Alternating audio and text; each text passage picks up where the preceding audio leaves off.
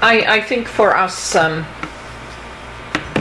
we were among the first, and also when we came to an empty house, and with no neighbors anywhere in sight, like you were like very isolated.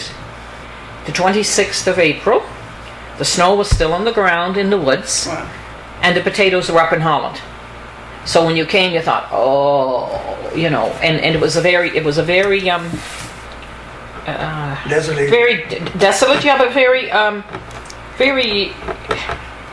it was a downer, in other words. You know, you came because my mother had this idea in her head. When we came by train from Lévis, Quebec to Truro. They told my mother that we were getting off at 3 o'clock. So she had us all dressed at 3 o'clock, because 3 o'clock was, the next 3 o'clock was in the middle of the night. We're all dressed at 3 o'clock in the middle of the night to get off this train. We didn't get off till 3 o'clock the next day. So you're thinking, where in heaven's name are we going, right? Because if you went that long in Holland, you would way past Paris.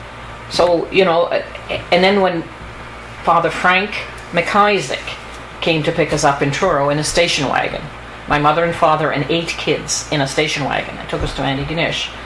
So my mother in her mind thought, oh, okay, the priest is coming to pick us up. When we get to where we're going, there's going to be a nice spread of food. We're going to be able to sit down and have a good meal.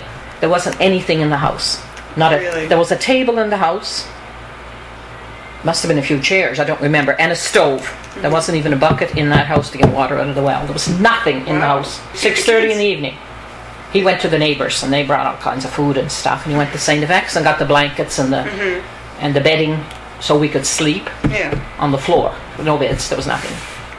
So it was kind of a real disappointment, you know, and the isolation too. Like in Holland, you're used to.